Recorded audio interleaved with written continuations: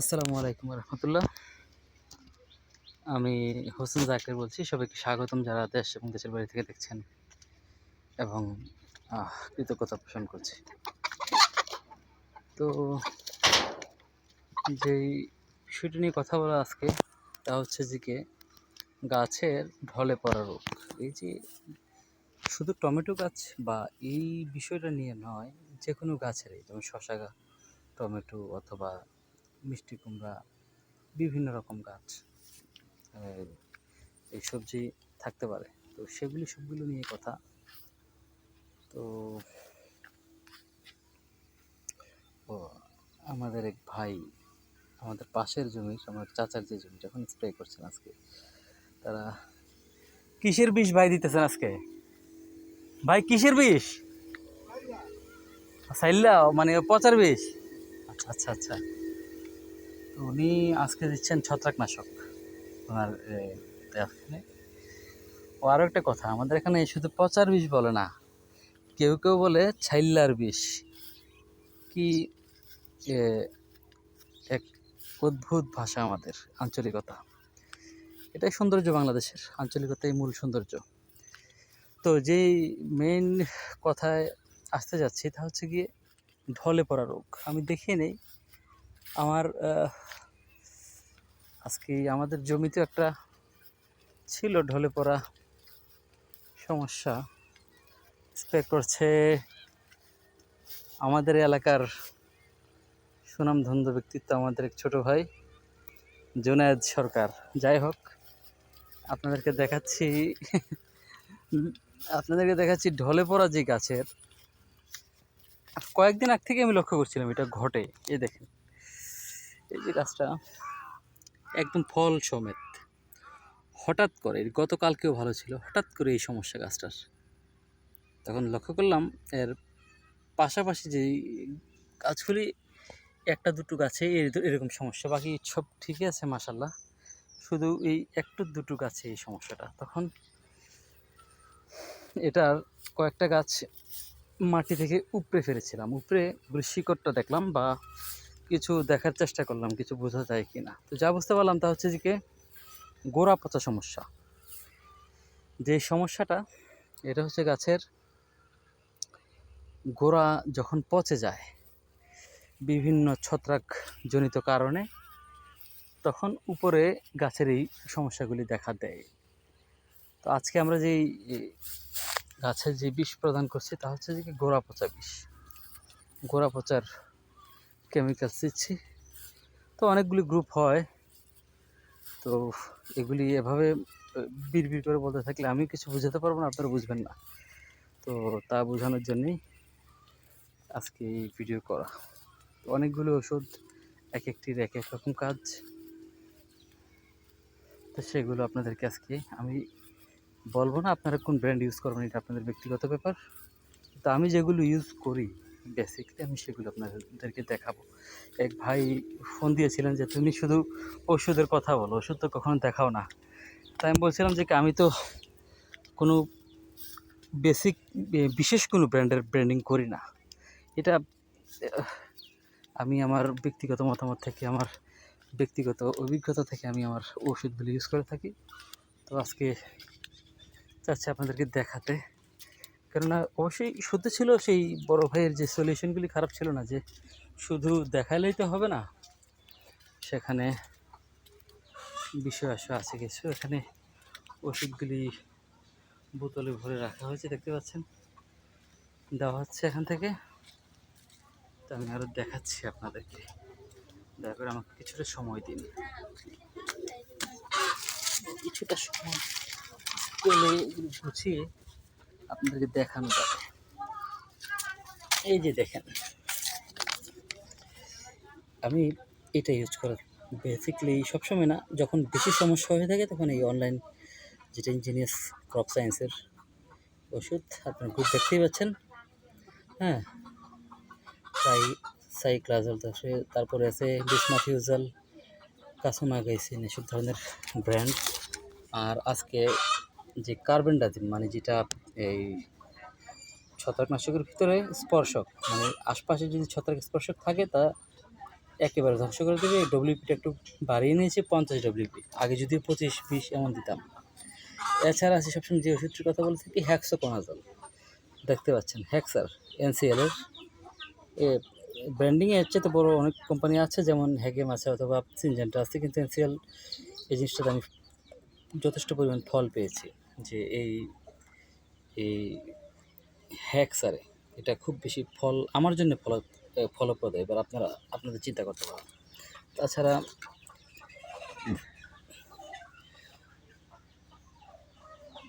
আছে আর একটা ন্যাচারডিন, এটা হচ্ছে গিয়ে ল্যামডা সাইহেলথ্রিন এর 5% ইসি। এটা খুবই ইসিটা যত কম নেওয়া যায় তত ভালো, নাহলে গাছের পাতা পুড়ে যাওয়ার সম্ভাবনা থাকে। তো এটা ইউজ করে থাকি, এটার একটু বিশেষ কাজ আছে। তার পাশাপাশি আছে দেখতে পাচ্ছেন সবিক্রম, যত সেই মানদাতা আমার পরিচিত ঔষধ সবিক্রম সাইবারমেথ্রিন, এটা পোকার জন্য ইউজ করা হয় প্রোফেনগজ। পাশাপাশি আমি ওষুধগুলো দেখাচ্ছি কী কী দিচ্ছি। তো যাই হোক, তো এইসব বিষয় আমি দেখিয়ে নিলাম, কেননা শুধু সবসময় মুখেই বলি, বেসিকলি আর কিছু বলা হয়ে থাকে না। তো এটা হলো আজকের এই ওষুধগুলো দেখিয়ে দিলাম আপনাদেরকে। এখন বিস্তারিত আলোচনা করা যাক। মূলত গোড়া পচার যে প্রাইমারি ওষুধ, এটা হলো হ্যাক্সার, যেটা দেখেছিলাম হ্যাক্সোকোনাজলের একটি গ্রুপের ওষুধ এটি। তো ওটা মূলত ঠিক আছে, এটাও ফাইটো ফার্মাসিউটিক্যাল এর এই পরিবারের একটি সদস্য। তো অনেকগুলি সদস্য বলেছিলাম ওই দিন ওই ইয়ের বিষয়ে কথা বলতে গিয়ে, যে কিসের বিষয়ে, সাইমোক্সানিল। হ্যাঁ, সাইমোক্সানিলের বিষয়ে কথা বলতে গিয়ে আমি ফাইটো ফার্মাসিউটিক্যালের একটি কথা বলেছিলাম। তো এটি হলো সেই ফাইটো ফার্মাসিউটিক্যালের একটি পরিবারের একটি সদস্য। তো এরকম হতে পারে, এগুলি হলো প্রাথমিক লক্ষণ। এটা কয়েকটি কারণে হয় থাকে। শুরুতেই বলেছিলাম, গাছ যদি বেশি ছত্রাকনাশক প্রয়োগে শক্ত হয়ে যায় তখন পাতা এভাবে কুঁকড়ে যেতে পারে, অথবা কুঁকড়ানো রোগ আছে ওটা হলে পাতা কুঁকড়ে যেতে পারে, অথবা গাছের গোড়া পচা লাগলে প্রাথমিকভাবে এটা দেখা যায়। এরকম হতে পারে। সব একটি কারণে যে হয় তা না, বিভিন্ন কারণ মিলিয়ে একটি মানে এই সমস্যা হয়ে থাকে।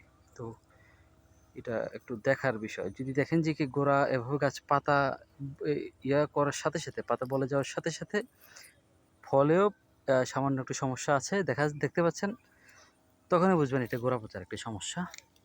যেহেতু গাছের ফল যথেষ্ট পরিমাণ নিউট্রিশন পাচ্ছে না, তাই বড় হতে পারছে না, না পেরে ও পচে যাচ্ছে। হ্যাঁ, আরেকটি কারণ হতে পারে, অনেকে গাছে হরমোন প্রদান করার সময়, ফুলে যে হরমোন প্রদান করি আমরা, সে সময় যে হরমোনটা যদি ফলে পড়ে যায় তো সে ফল কিন্তু পচে যায়। এটা একটু লক্ষ্য রাখার বিষয়। আমার এখানে এই ধরনের সমস্যা নেই, কারণে বিশেষভাবেই লক্ষ্য করে থাকি যারা কাজ করেন তারা যাতে অভিজ্ঞ হন, সবসময় যারা কাজ করে থাকেন। তো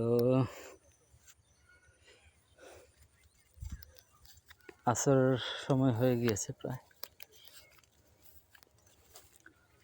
আর তো ওই দিন বিশেষ করে ওই হরমোন নিয়ে বেশি বেশি কথা বলতে পারিনি। এটা মূলত ওই যে ফুলগুলি হয় সেই ফুলগুলিকে ফলে রূপান্তর করার জন্যেই সেই হরমোন প্রদান করা, বেসিক্যালি এটাই সত্য কথা। যদি অনেকে মনে করে থাকেন ফুল বড় হওয়া বা ফল সুষ্ঠু থাকা, ফল মোটা তাজা হওয়া, এটার কিছুটা আংশিক এটা সত্য, কিন্তু এটার মূল কাজই হলো ফুলগুলিকে ফলে রূপান্তরিত করা। হ্যাঁ, এটা গেল। দেখছি আপনারা দেখতে পাচ্ছেন এই যে ঘাসগুলি বেশি হলে, আমি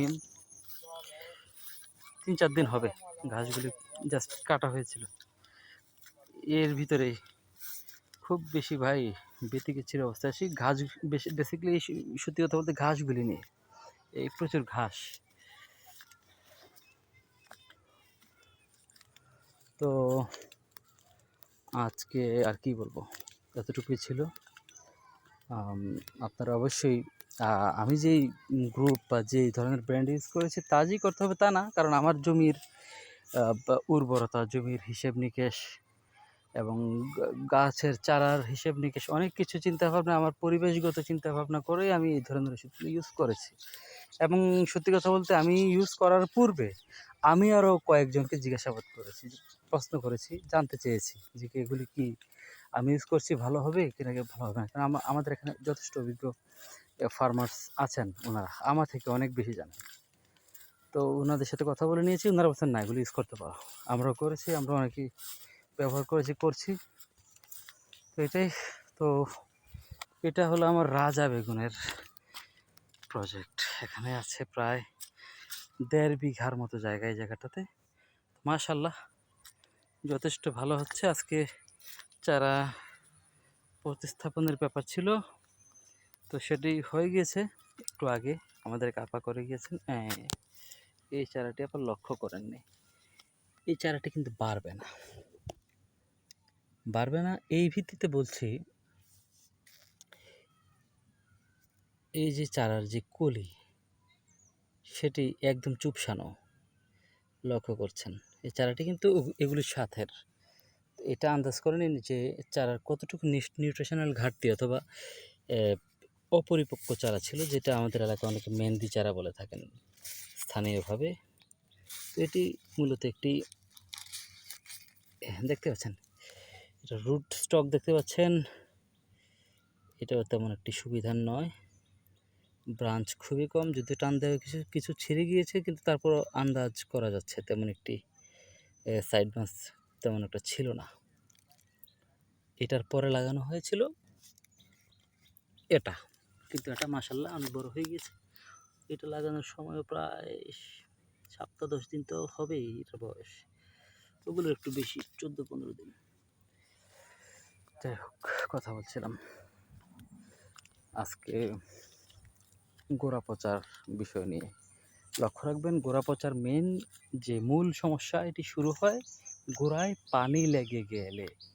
লক্ষ্য রাখবেন, গোড়ায় যদি পানি না লাগে এটা হয় না। আমি আগেই বলেছিলাম আমাদের এখানে ওই টানা 4-5 দিনের বৃষ্টি, তাছাড়া হঠাৎ করে ফ্ল্যাশ ফ্লাডের মতো একটা অবস্থা, বিশাল পরিমাণ বৃষ্টি, মুষলধারে বৃষ্টি, ঘন্টাখানেক বা ঘন্টার খানেক একটু বেশি হতে পারে, ঘন্টা 1.5 ঘন্টা। আর সারা রাত বৃষ্টি ছিল, এর আগেও টানা 4-5 দিন বৃষ্টি ছিল। মানে পানি যে ভাটিতে যাবে ওই সময় পায়নি। তো এলাকা উঁচু হয়, তাড়াতাড়ি নেমে গিয়েছিল, কিন্তু যে জমিগুলি, যে ধানি জমিগুলি, এগুলি পানিতে একদম ভরপুর হয়ে গিয়েছিল।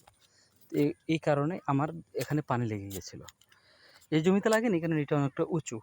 এই আমার প্রজেক্টের এই অংশটা বাকি 2 অংশ থেকে অনেকটা উঁচু। এটা প্রায় হাতখানেক উঁচু। এখানে পানি ছিল, এখানে পানিটা ড্রেনে ছিল, পানিটা এখানে ছিল, পানিটা ড্রেন দেখতে পাচ্ছেন শুকিয়ে গিয়েছে একদম। এটা একদম প্রজেক্টের সবচেয়ে উঁচু জায়গা, তো এটা খুব দ্রুত শুকিয়ে যায়। তো বুঝতে পারছেন।